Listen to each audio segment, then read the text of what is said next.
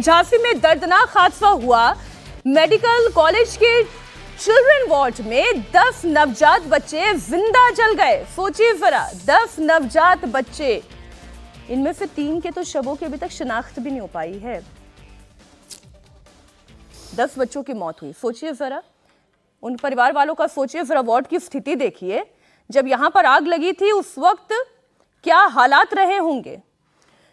छोटे छोटे बच्चे अपने आप को तो क्या ही बचाते, जो इन्हें बचाने की कोशिश भी कर रहे थे उनके पास भी कोई जरिया नहीं था सिवाय इसके कि वो इस खिड़की को तोड़कर अंदर दाखिल होते, क्योंकि एंट्री और एग्जिट के लिए एक ही दरवाजा था।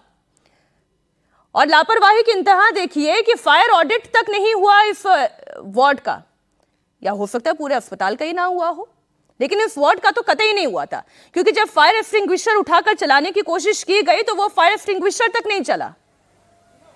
ऐसे अस्पताल चलते हैं। खिड़की की स्थिति आप देख रहे हैं, अगर ये खिड़की का शीशा तोड़कर लोगों ने बाकी बच्चों की जान बचाने की कोशिश नहीं की होती तो आज मरने वाले बच्चों की संख्या 10 से ज्यादा होती। डेप्यूटी सीएम ब्रजेश पाठक वहीं पर मौजूद हैं। अब तो वो झांसी से वापस लखनऊ के लिए रवाना हो चुके हैं। इधर सीएम योगी आदित्यनाथ की भी बात करें तो उन्होंने भी अग्निकांड की प्रारंभिक रिपोर्ट उन्हें मिल चुकी है और थोड़ी देर में इस पर और भी ज्यादा बयान आएंगे। लेकिन हैरानी की बात है समीर जी, ये क्या स्थिति है? ये हादसा नहीं है, ये तो सरासर हत्या दिखाई देती है। फायर ऑडिट कैसे नहीं हुआ? कैसे एंट्री और एग्जिट का एक ही गेट था? क्यों वहां पर समय पर बाकी स्टाफ है उसको इत्तला नहीं की गई, या फिर जो फायर डिपार्टमेंट है उसको इत्तला नहीं दी गई? एक अकेली नर्स खुद ही उसमें जूझ गई कि वो जल्दी से इसे ढक लेती है, छुपा लेती है। तब तक तो इतना बड़ा हादसा हो गया। पहले आप सुनिए मुख्यमंत्री योगी आदित्यनाथ क्या कह रहे हैं। नवजात शिशु होते हैं, उन बच्चों का जो वार्ड था उसमें अचानक शॉर्ट सर्किट से आग लगने के कारण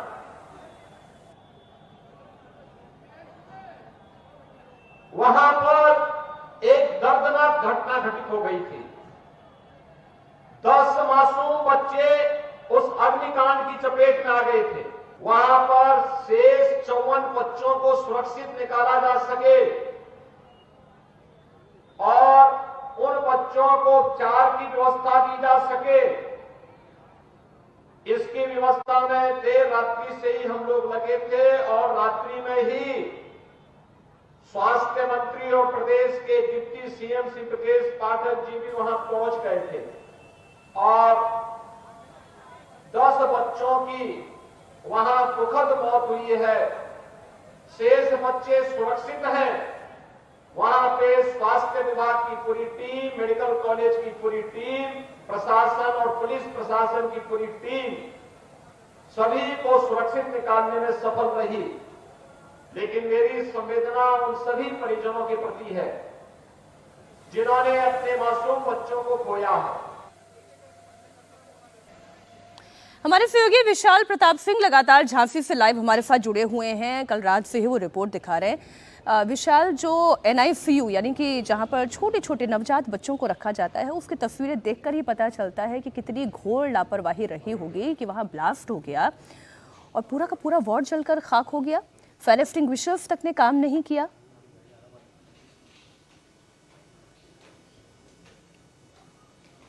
मीनाक्षी, बिल्कुल इस पूरे मामले में मुख्यमंत्री योगी आदित्यनाथ ने जो त्रिस्तरीय जांच के आदेश दिए हैं उसके बाद ये माना जा रहा है कि डिप्टी सीएम ब्रजेश पाठक, जो कि स्वास्थ्य मंत्रालय भी उनके अंडर में आता है, वो और प्रमुख सचिव स्वास्थ्य झांसी से लखनऊ रवाना हो चुके हैं और प्रिलिमिनरी रिपोर्ट जो शासन की तरफ से ऑर्डर की गई थी उसकी रिपोर्ट उनके पास है। फिलहाल इस पूरे मामले में प्रशासन 3 जांच कर रहा है, लेकिन जो ऊपर से चीज़ें दिखती हैं जिसके लिए किसी तरीके की जांच की जरूरत नहीं होती है, जिसके लिए सिर्फ परिजनों के बयान और मौके पर जो साक्ष्य दिखते हैं वही बताने के लिए काफ़ी है कि प्रारंभिक दृष्टि में पूरी तरीके से ये मामला 10 बच्चों की मौत का जो है वो लापरवाही का नजर आता है अस्पताल प्रशासन का। एंट्री और एग्जिट देखिए एक ही होता है, जिसका भी आप मीनाक्षी जिक्र कर रही थी। एंट्री और एग्जिट ऐसे महत्वपूर्ण विभाग का जहाँ पर NICU होता है, जहाँ पर ऑक्सीजन सिलेंडर्स होते हैं, जहाँ पर कल इस तरीके का बड़ा हादसा हो गया, एंट्री और एग्जिट सिर्फ एक होता है।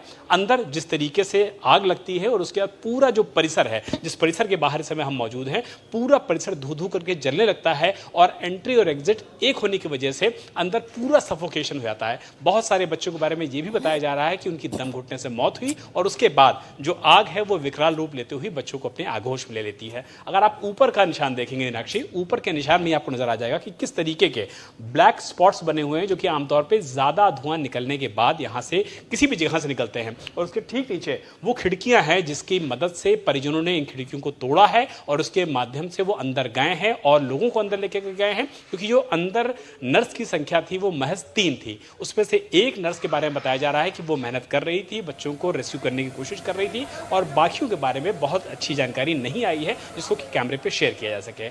एसएसपी जो झांसी की हैं सुधा सिंह, अब से कुछ देर पहले वो क्राइम सीन पे विजिट किया है, दोबारा यहाँ पर आई हैं। मौके के उन्होंने जो साक्ष्य हैं उनको जुटाया है, टीम से बात किया है, पुलिस प्रशासन से बात किया है, फायर ब्रिगेड से बात किया है, लेकिन लापरवाही साफ तौर पर एकदम नजर आ रही है। और यही वजह है कि डिप्टी सीएम ब्रजेश पाठक को रात में ही मुख्यमंत्री योगी आदित्यनाथ ने यहाँ पर भेजा और लगातार वो मॉनिटरिंग करते रहे, लोगों से बातचीत करते रहे, स्थानीय प्रतिनिधियों से बातचीत करते रहे, हॉस्पिटल एडमिनिस्ट्रेशन से बात करते रहे, ताकि जो रेस्क्यू किया जा सकता है उसको जल्दी किया जाए, तेजी से किया जाए और अब किसी भी बच्चे को और नुकसान ना पहुंचे इसको इंश्योर किया जाए। तो जी विशाल, आप रहे हमारे साथ। समीर जी, आप सुन रहे हैं, आपने रिपोर्ट देखी?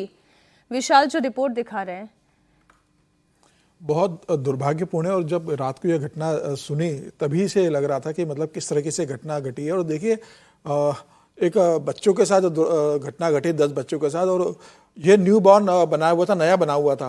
और सरकारी अस्पतालों के हिंदुस्तान के अंदर क्या हालत है। समीर जी, मुझे बीच में आपको रोकना पड़ेगा। इस वक्त बीजेपी प्रेस कॉन्फ्रेंस कर रही है और चुनाव के मद्देनजर बीजेपी ये प्रेस कॉन्फ्रेंस कर रही है। देख के मुसलमानों को अपील करके करते हैं तो इसी को वोट जिहाद कहा जाता है। और इसी को कहा जाता है कि पहले बांटो, बांटने का काम कर रही है उद्धव ठाकरे की पार्टी, शरद पवार की पार्टी और कांग्रेस पार्टी और जेएमएम। और जब बांट दो तो काटने का काम करवाएंगे घुसपैठियों से। इसी तरह से ये अकेली अपील नहीं है, ये झारखंड में जमायत उलमा लोहरदगा ये क्या कहते हैं, हम मुसलमानों से अपील करते हैं कि इंडिया अलायंस को वोट करो।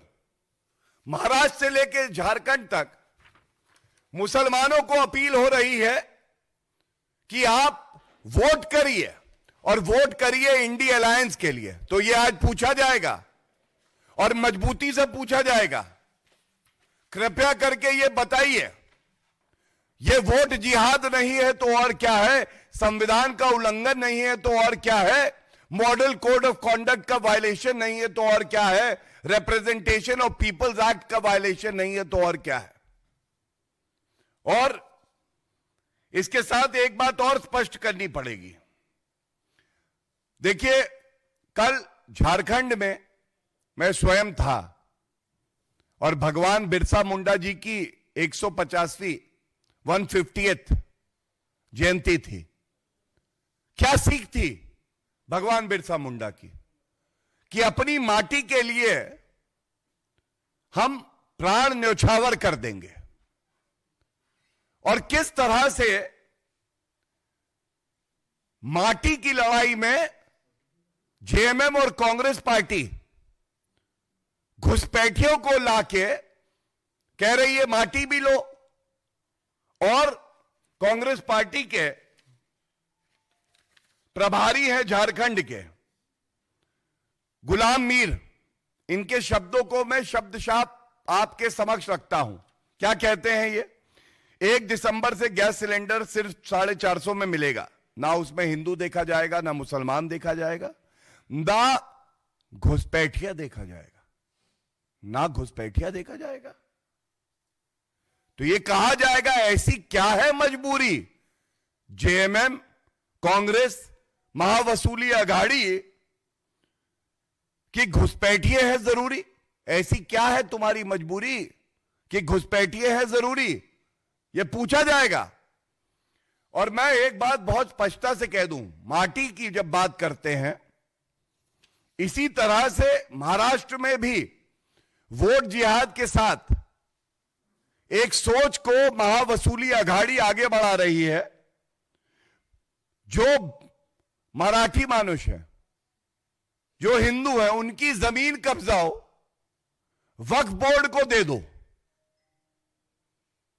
तो चाहे वो महाराष्ट्र हो चाहे झारखंड हो, जमीन लो, भारतीयों की लो और घुसपैठियों को दो और वक्फ बोर्ड को दो, और कोई उफ नहीं कर सकता है। यह सोच जहरीली है, और इस जहरीली सोच को यहां पे उजागर करने का काम हमारे जिम्मे है। हम पुरजोर तरीके से इस बात को उठा रहे हैं। और एक बात मैं जरूर कहूंगा, झारखंड में भारतीय जनता पार्टी ने बिल्कुल स्पष्ट कहा है, माटी, बेटी और रोटी ये मुख्य मुद्दे हैं। और यह कहना गलत नहीं होगा, झारखंड में आज जनता कह रही है माटी मेरी, बेटी मेरी, रोटी मेरी, घर मेरा, सिलेंडर मेरा, नौकरी मेरी, बीजेपी एनडीए मेरी। हमारे अंगने में तुम्हारा क्या काम है घुसपैठिए?